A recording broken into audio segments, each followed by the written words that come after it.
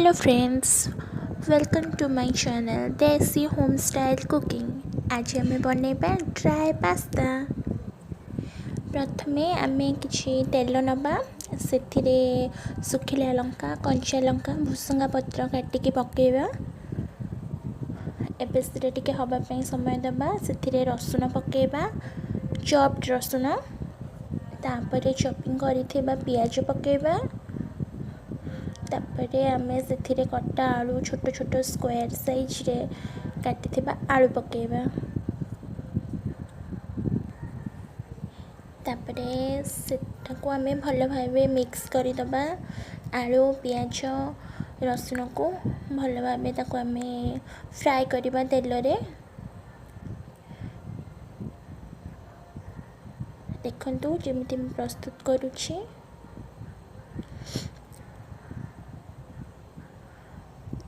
एपटे मु pasta boil करिया पई रखिछि ताको मु सस्पेन ले बॉईल करिदेली टिके तेल देबे पानी रे जोथि पई कि हमर पास्ता स्टिकी हबनी लागिबनी गोटा गोटा रहिबो से पई तेल देकी टिके बॉईल करिदेबे।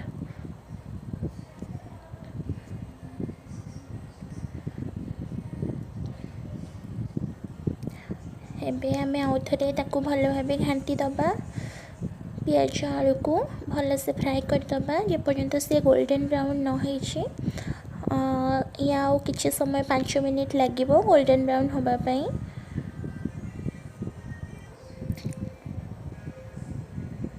नेमे 5 मिनिट वेट करिबा जे पर्यंत हमर पियाज आलू गोल्डन ब्राउन न होइछंती।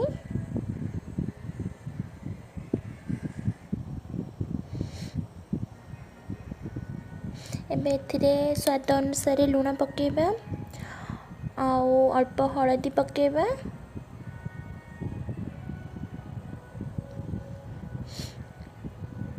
तापरे ताको आमे मिक्स करि दबा जेमिति कि लूण हळदी सब आडे भल भाबे मिसि जिवो।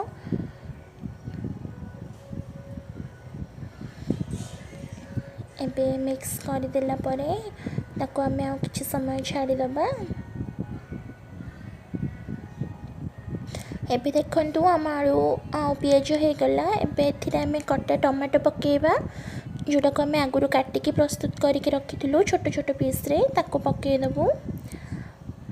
बस तापरे सेटा पकेला परे ताको भल भाबे मिसई दबा आलू पियाज सहित। आपण माने देखि पारुथबे कलर केते बढ़िया देखा जाउची।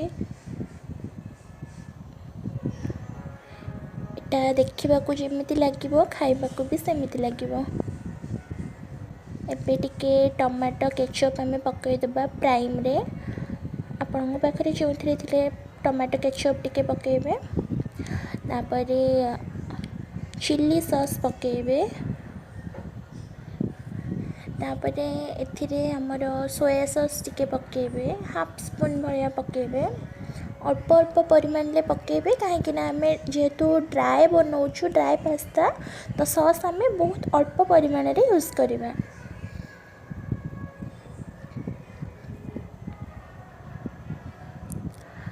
एबे ताको हम भल भाबे मिसई दबा। एबे सेथिरे में स्वाद पई मैगी मसाला पकेबा जोटा कि ता स्वाद रे पूरा मैजिक आनी दबा। ए मैजिक मसला को अपन भल से स्प्रिंकल करके पकेबे।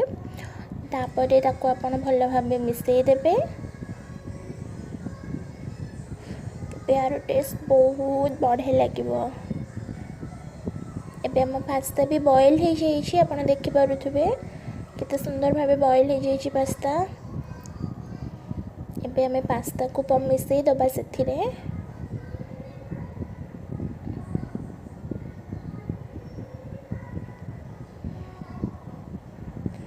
एबे ताको आमे भल भाबरे ऊपर तळ करी भल भाबरे मिसई दबा जेमिति कि पास्ता रे सब मसला समान भाबे चारिआडे लागि जिवो आ सब पास्ता परे टेस्टी लागिवो।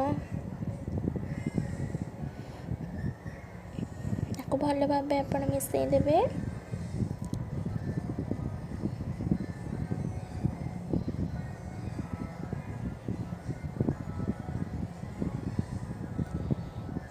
देखि पारुथबे केते सुंदर एबे देखा जाउची।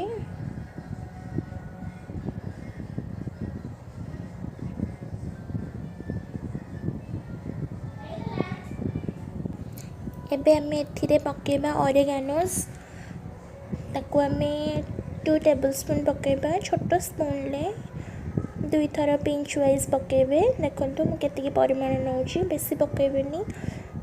एटा पकेबा द्वारा पास्ता रे टिके पिज्जा टाइप्स आपन को टेस्ट आसीजिवो। आउ ब्लैक पेपर पकेबे आगुरी प्रिपेयर करके रखी माने गोलमरीच को गुंड करदेवे सेटा अल्प परिमाण में पकेबे। बेसी पकेले राग हो जस्ट अल्प पकेबे। तापरे याको आमे भल भाबे मिसई दबा।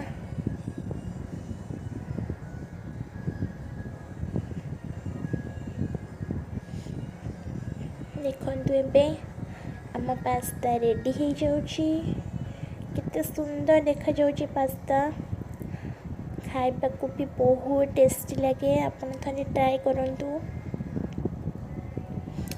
घरे थिबा जिनस रे ही हबा। देखुवे केते यम्मी लागुची। जम्मा भी गोटे पास्ता सहित लगिनी। एबे आमे सर्व करदेलु प्लेट रे।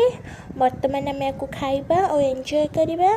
आपण माने भी देखंतु आउ प्रिपेयर करंतु घरे ड्राई पास्ता। आ मते कमेंट रे कहंतु केमिति हैला। Okay thank you.